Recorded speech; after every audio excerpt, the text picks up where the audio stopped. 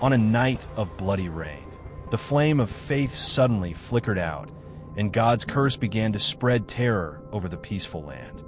The village of Green Hollow lay quietly nestled among rolling hills and ancient oak forests in the heart of the western countryside.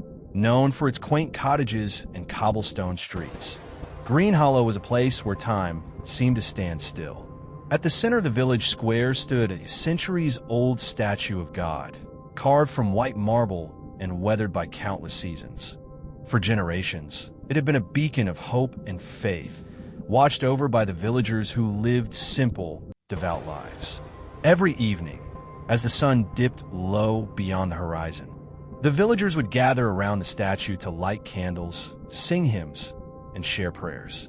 The elders told stories of miracles and protection, of how the statue's presence had shielded Green Hollow from wars, plagues, and storms throughout the centuries. To the people here, the statue was more than stone. It was the soul of their community.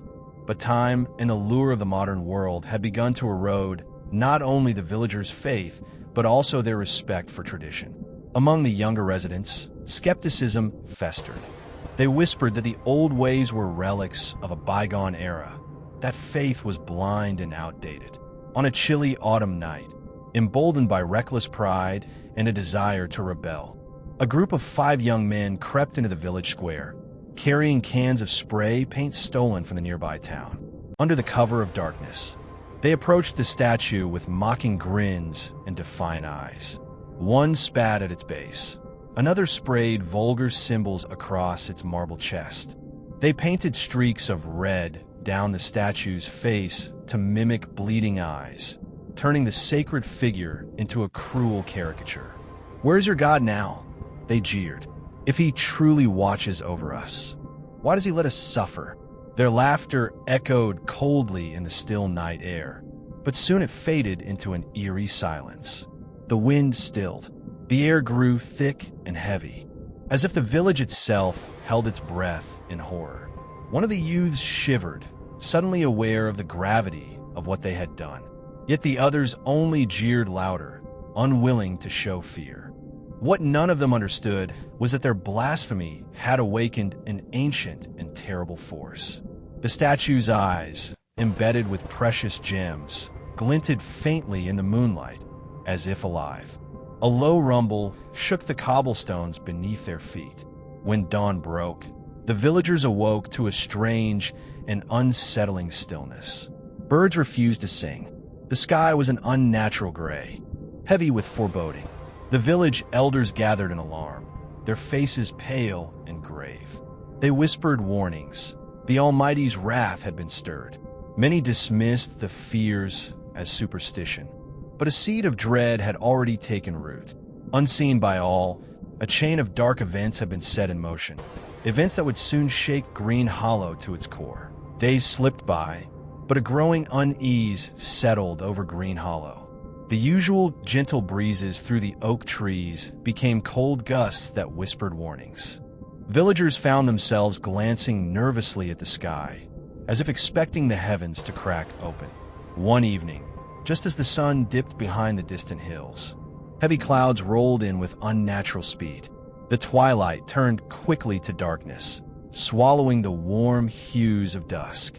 People hurried indoors, shuttering windows and locking doors, their faces pale with unease. Children huddled close to their mothers, while the elders gathered in the chapel, murmuring urgent prayers. Then, the rain began, but it was unlike anything anyone had ever seen.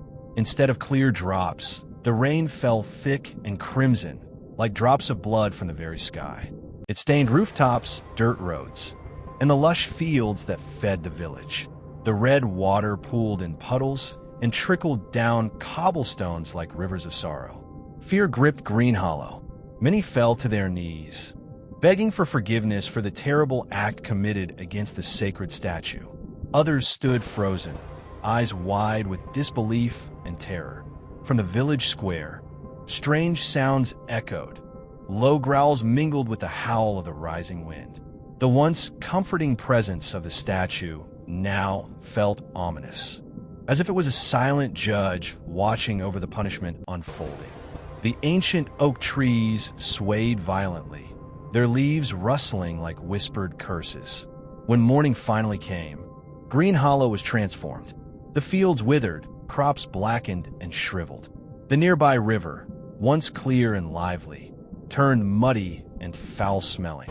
A mysterious sickness began to spread, sapping strength from villagers young and old alike. Word of the blood rain spread quickly beyond the village borders, reaching neighboring towns and stirring both fear and fascination. The curse of the Almighty was no longer a mere tale. It was real and terrifying. In every heart, a dreadful question loomed. Could this divine punishment ever be undone? Or was Green Hollow doomed to suffer forever under the weight of its sin? As days turned into weeks, the curse tightened its grip on Green Hollow. The village that once thrived on fertile soil now watched helplessly as their crops withered into dust. The river, the lifeblood of their community, ran dry and lifeless. Wells that once bubbled with fresh water turned stagnant, their depths filled with murky sludge. Illness spread rapidly through the village, a strange sickness with no name. Children, once full of laughter, grew pale and weak. The elders, steeped in wisdom and faith, struggled to understand the cause or cure. Desperation settled over Green Hollow like a thick fog.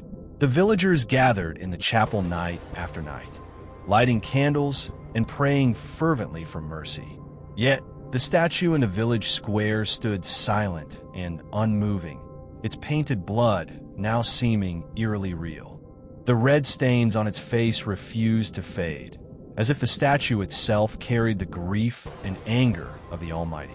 Tensions rose. Some villagers, consumed by fear, blamed the youth who had desecrated the statue. Others whispered that the curse was a test, a chance for the village to repent and find true faith. Arguments broke out in homes and taverns alike, as hope slowly turned to despair. Among the villagers, a young girl named Mary quietly observed the growing turmoil. She had always been deeply connected to the traditions of Green Hollow, often spending evenings listening to the elders' stories and praying by the statue. Now, she felt an urgent call stirring within her, a sense that she was meant to do something, to bridge the growing divide and seek a way to lift the curse.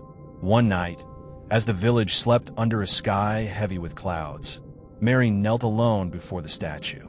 Her whispered prayers were filled with both fear and determination. Suddenly, a faint glow emanated from the statue's eyes. The air shimmered, and Mary felt a warmth unlike anything she had known.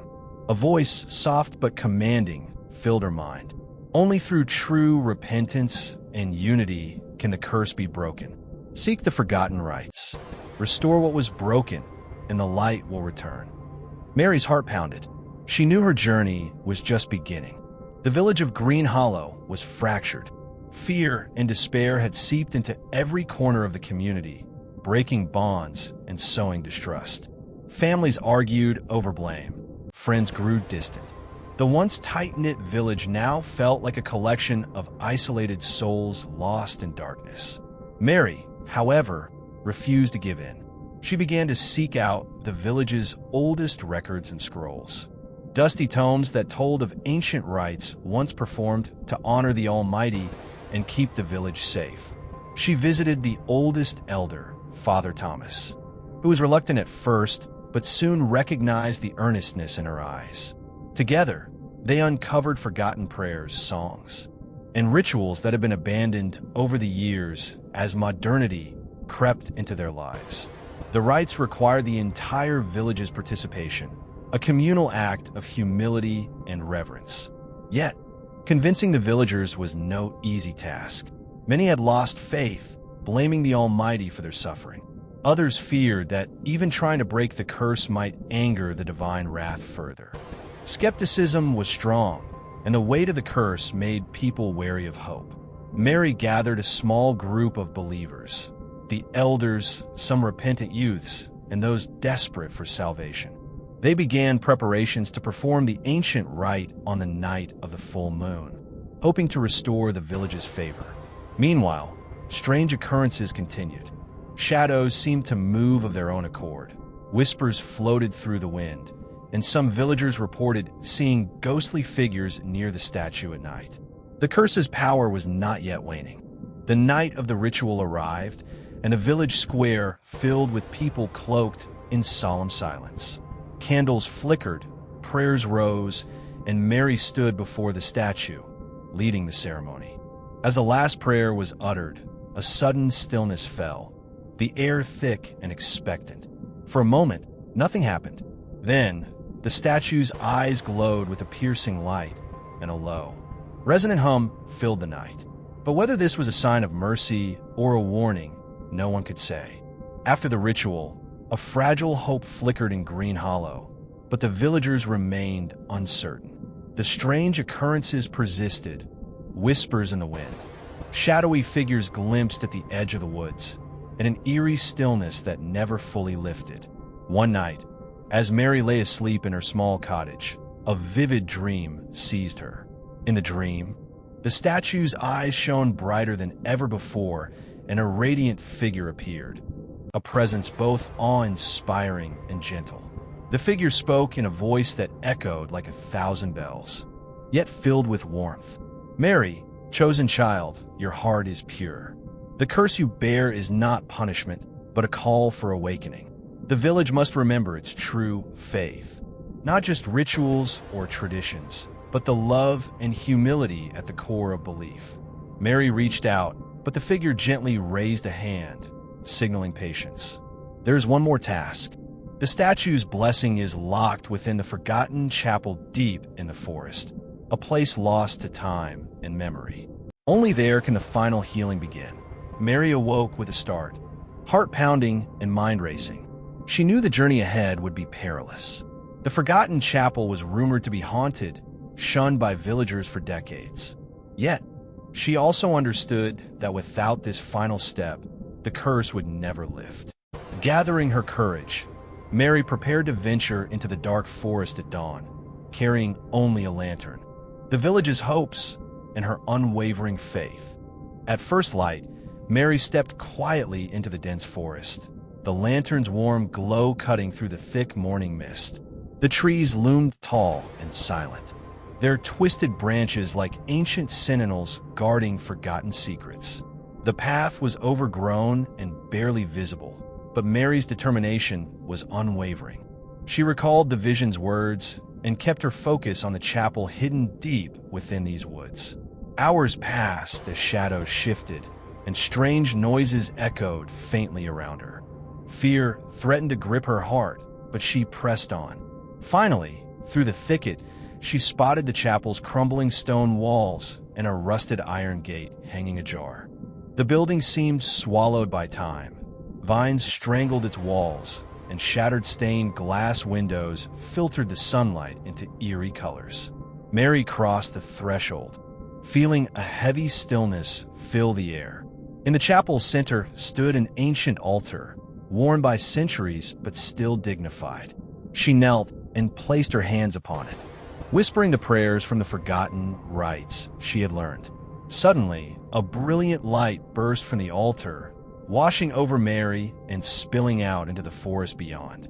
The oppressive darkness began to lift, replaced by a gentle warmth and a sense of peace long forgotten. Back in Green Hollow, villagers sensed a shift. The sky cleared, birds returned to sing, and the river slowly began to flow clear again.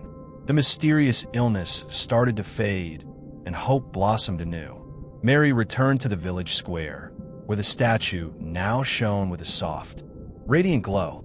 The painted blood stains had vanished, replaced by a serene, benevolent expression. The village of Green Hollow had been redeemed, not merely through ritual, but through faith restored, humility embraced, and a community united. From that day on, the villagers remembered that true reverence is born not from fear or empty tradition, but from love, respect, and the courage to seek forgiveness.